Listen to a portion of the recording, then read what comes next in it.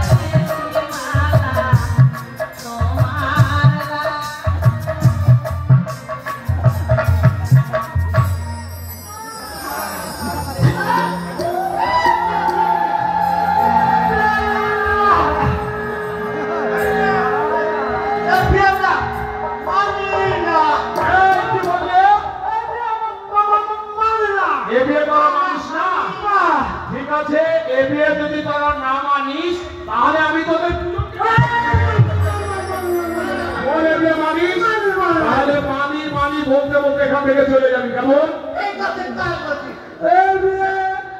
আপনার মানি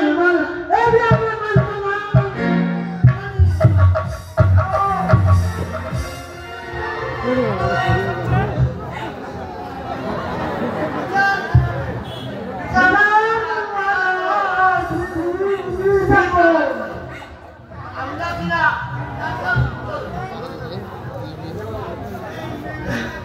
কি হয়েছে? আমার রাজসভায় গন্ডগোল করে। দেখুন মহারাজ, সামান্য এক ছিটারি করার বাবা। আমরা এত সুন্দর করে রাজপুত্র থাকতে সামান্য একটা ছিটারি করার বাবা মহারাজ।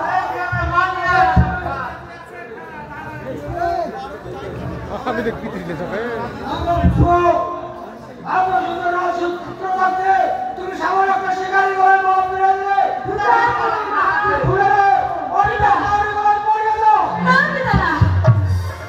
যে মালা একবার দেওয়া যায় তার গলায় ফিরে নেওয়া যায় না পিতা। পুষ্প, এখনো তোমার সময় আছে না পুষ্প? তোমার গলা মালা খুলে অন্য কারো গলায় মালা পরিয়ে দাও। না, তোমার কথা মেনে নেব। আমি যাকে স্বামী রূপে বরণ করেছি সেই মালা আমি কখনো ফিরে নিতে পারবো না। তাহলে আমি কি তোমার শেষ কথা আমার পুষ্প? এটাই আমার শেষ কথা পিতা। না পুষ্প ফিরে নে কথা ফিরে নে তাহলে আমারও বিষয় করে তোর কথা শুনতে চলে গো। পিতা তুমি আমার কথা যদি না শুনো, তুমি আগামীকাল তুমি আমার মরণ। ফিরে নে পুষ্প যাই না পুষ্প, আজ তোমার পিতা এ রাজ্যের রাজা হয়ে একবার আমার পরিচয়টা জানতে চাইলো না। আজ আমার পরিচয় না জেনে তোমাকে ত্যায্য করে ঘোষণা করে চলে গেল। তোমার পিতা এ রাজ্য থেকে তাড়িয়ে দিল, আমি তো তোমাকে পিতা, আমি এখন কি করবো স্বামী? তোমার কোনো ভয় নেই। প্রয়োজন হলে আমি তোমাকে নিয়ে এ রাজ্য ছেড়ে আমার পিতার রাজ্যে ফিরে যাব। এমন কি হয়েছে ভাই দাদা, কাঞ্চন আজ পুষ্প আমার গলায় বড় মাল্য পরিয়ে দিয়েছে বলে আজ এ রাজ্যের রাজা পুষ্প রাজা সে সে সে যে তাকে ত্যায্য ঘোষণা করেছে।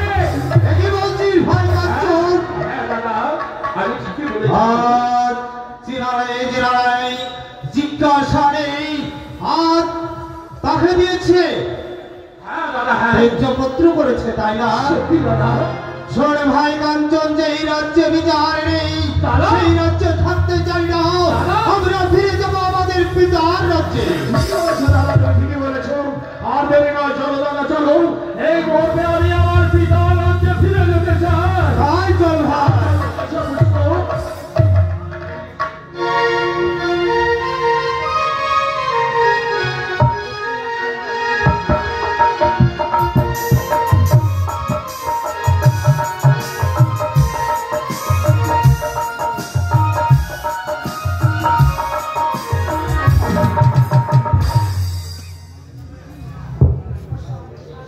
জোয়ার কাঞ্চন গেছে কয়েক সপ্তাহ শিকারি, সে তো এখনো ফিরে যাবে।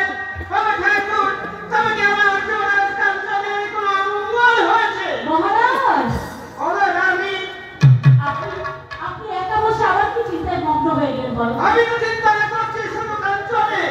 আর কয়েক সপ্তাহ হয়ে গেল কাঞ্চন এখনো শিকার থেকে ফিরে যাবে। আপনি চিন্তা করবেন না, কাঞ্চন ঘোড়ার কাছে মৃগ শেখাই, ও নিশ্চয়ই ফিরে আসবে। আপনি অত চিন্তা করবেন না, ভেঙে পড়বেন না। তুমি ঠিকই বলেছ রানী, কিন্তু আমি চন্দ্র সিংকে পাঠিয়েছি তার সঙ্গে, কিন্তু চন্দ্র সিং এখনো এগোবে। তবে কি তাদের বিপদ হয়েছে রানী?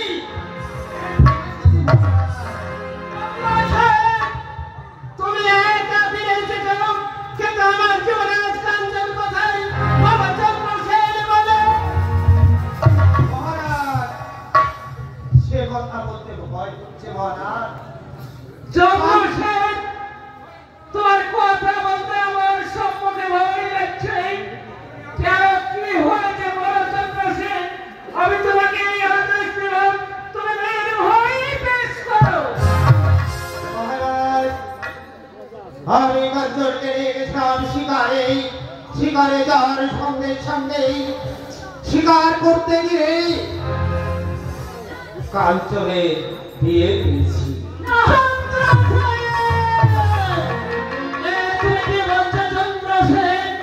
আমার জোড়ার কাঞ্চনের বিবাহ দিয়ে দেও।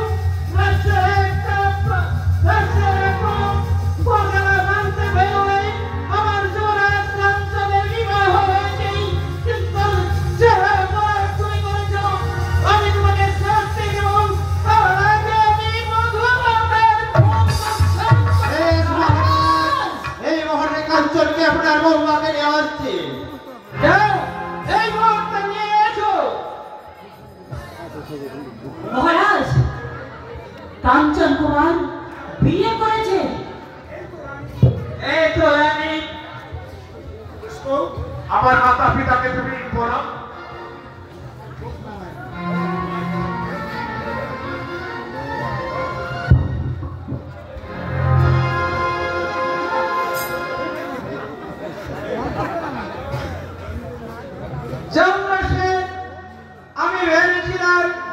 পিতা আমি তোমাকে শাস্তি দেব, কিন্তু বৌমা মুখ ধর্ষণে আমি তোমাকে শাস্তি দেব না।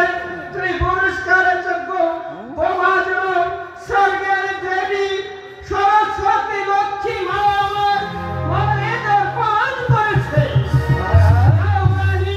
বৌমাকে তুমি বাসর ঘরে নিয়ে যাও। হ্যাঁ হ্যাঁ, আমি বাসর ঘরে নিয়ে যাব। তবে তার আগে একটা কথা বলি, ওকে বাসর ঘরে নয়, বিষের ঘরে নিয়ে যাব। এসব বড় লোকের বেটি, তোমার জন্য দু হাতে বিষের বাসর সঙ্গে সাথে এসো। পুষ্প, তুমি আমার মায়ের কথায় কিছু মনে করো না পুষ্প, দেখবে আস্তে আস্তে সব ঠিক হয়ে যাবে। চলো পুষ্প, এখন আমরা ঘরে ফিরে যাই।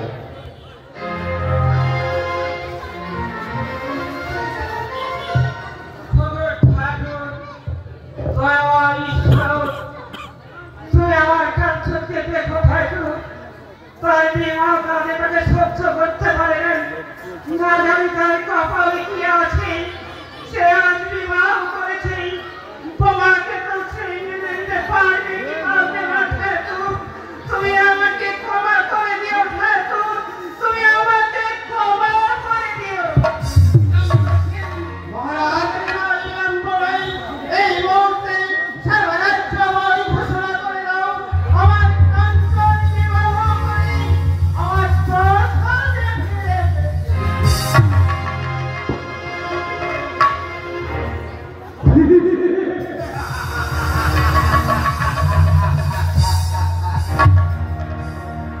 মহারাজ,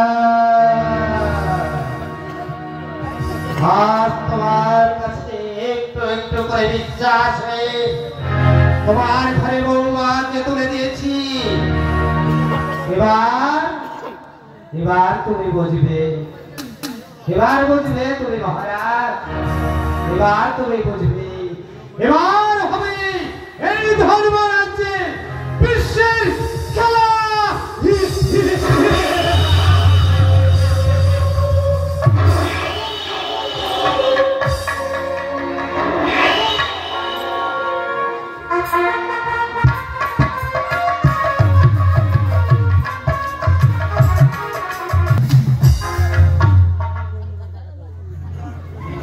আচ্ছা, আমি গরিব সাহেব ভিখারি, আর সাহেব নয়, আজ থেকে হয়েছি অগ্নি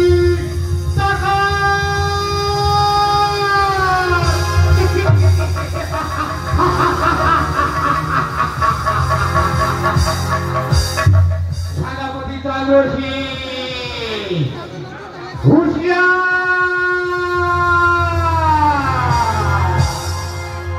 তুই এই ধর্মরাজ্যের যেখানে থাকিস না কেন, তোকে আমি তন্ন তন্ন করে খুঁজে নিয়ে এসে আমি এই কালী মন্দির মায়ের সামনে থেকে বলি দিব।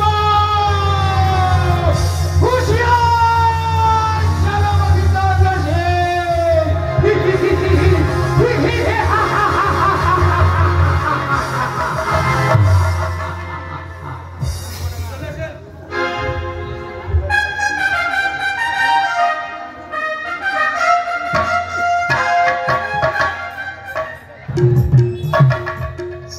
কাঞ্চন কাঞ্চন কাঞ্চন কাঞ্চন হয়েছে পথের কাটা। যেমন করে হোক না কেন, কাঞ্চন কুমারকে এই দুনিয়ার মুখ থেকে সরিয়ে আমার শান্তি। না হলে আমি এক মুহূর্ত শান্তি পাচ্ছি না, এক মুহূর্ত না।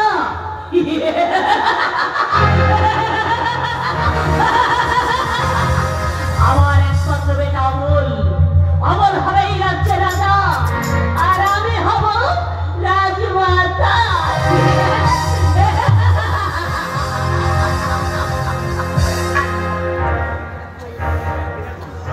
কিন্তু আমার অমল কোথায় গেল?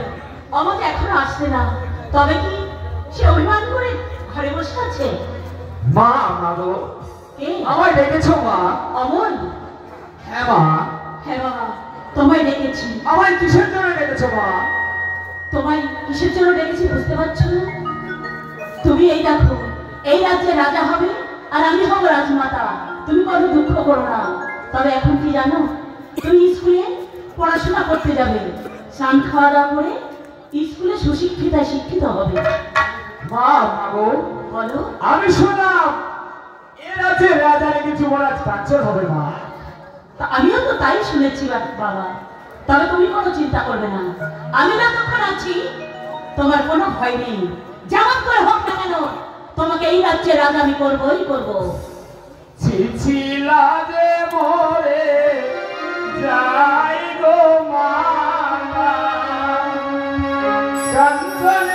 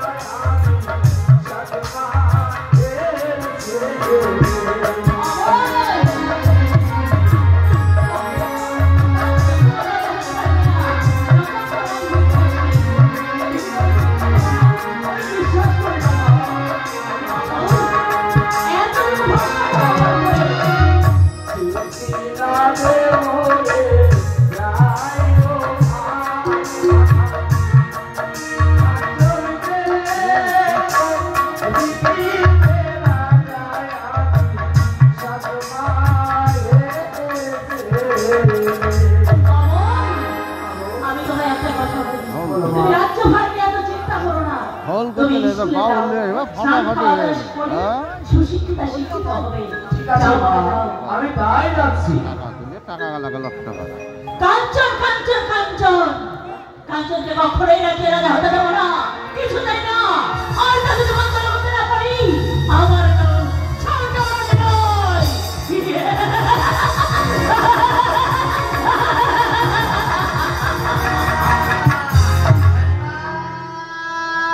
কে?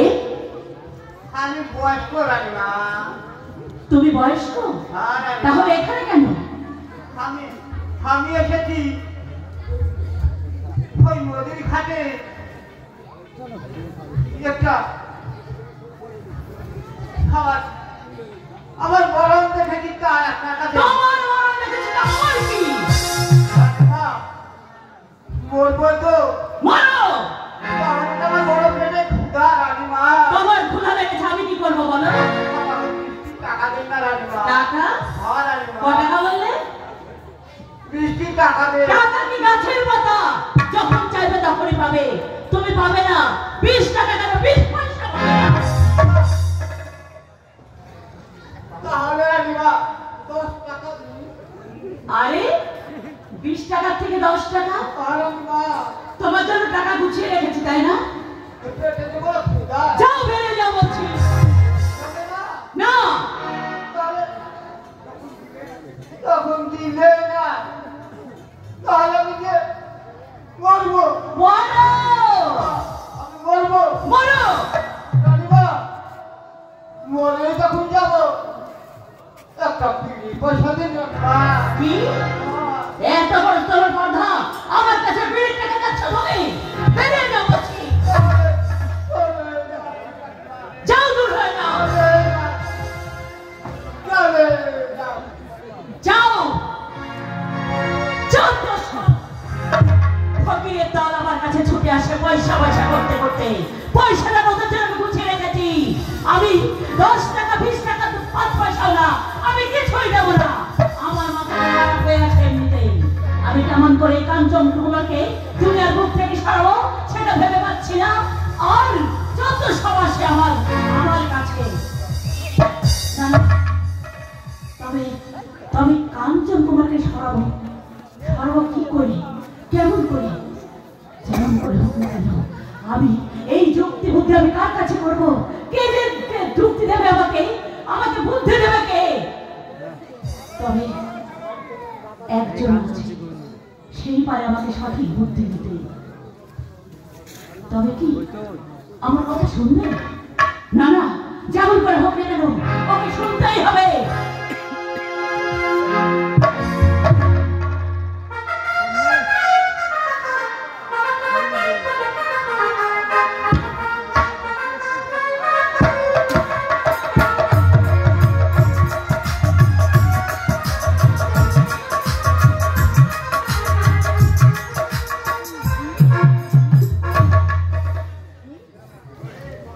যাই আমি মা বাবার আর পুজো দিতে যাব মা বাবার আর ভাই পুজো দিয়ে আমি বাবাকে স্বামীর